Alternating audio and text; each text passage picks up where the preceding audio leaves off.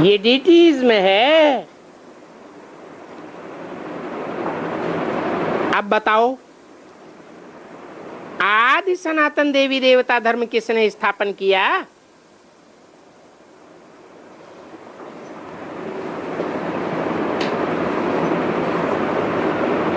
नाम ही लगाते हैं आदि। तो देवताओं में कोई तो आदि होगा।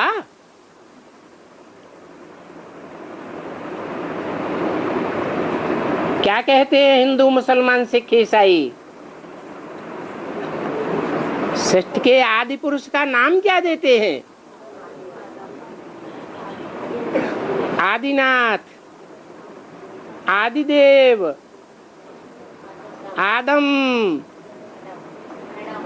एडम।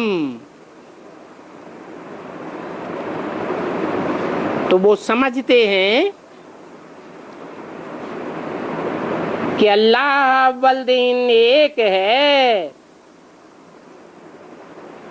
जिस अल्लाह ने आकर के अव्वल दीन अर्थात धर्म की स्थापना की, उसका नाम देते हैं आदि सनातन देवी देवता धर्म।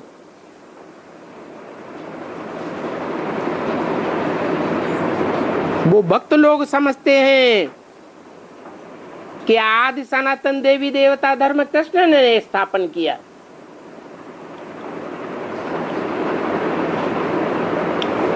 कौन से भक्त समझते हैं? हैं? ये शूटिंग करने वाले कौन से भक्त हैं जो समझते हैं कि आदि सनातन देवी देवता धर्म कृष्ण उर्फ ब्रह्मा की आत्मा ने किया? ब्रह्मा ही अर्थात कृष्ण की ही आत्मा साकार में भगवान है, जो आदि सनातन देवी देवता धर्म की स्थापना करती है। परंतु वो जानते नहीं हैं। क्या? कौन नहीं जानते हैं? हैं? वो अधूरे ब्राह्मण, अधूरी पढ़ाई पढ़ने वाले जानते ही नहीं है कि कृष्ण की आत्मा अभी पढ़ रही है। वो क्या समझते हैं? है? कृष्ण की आत्मा पढ़ाई रही है या पढ़ रही है? वो समझते हैं कि पढ़ाई रही है। वो गीता का भगवान है। और बाप कहते हैं कृष्ण तो गीता का भगवान है ही नहीं।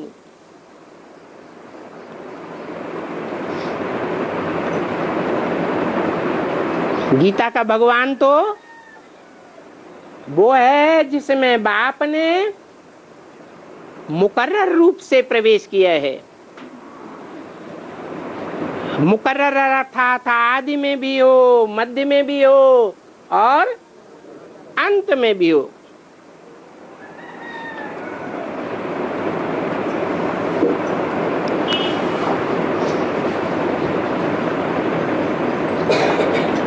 तुम उनकी डायनेस्टी के देवता बन जाते हो।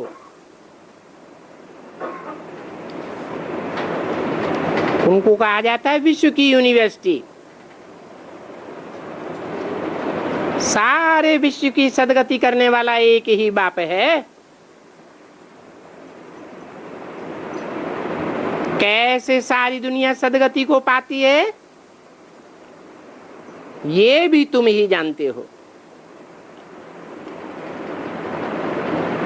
सारी दुनिया कैसे सदगति को पाती है? सिर्फ सूर्यवंशी ही सदगति को पाते हैं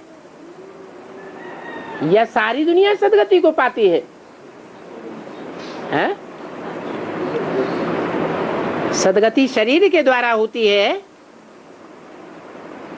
या बिना शरीर के होती है?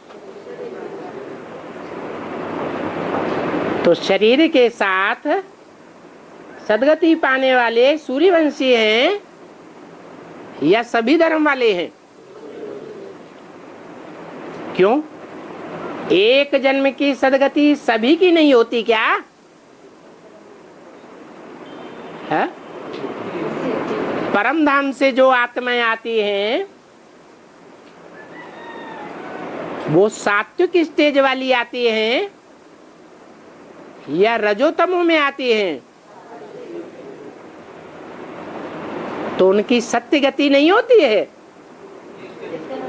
एक जन्म की सदगति होती है जिसमें वो दुख नहीं भोग सकती।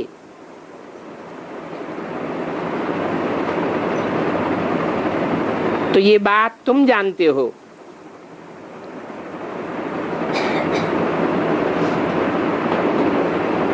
तुम सतयुग में जाते हो,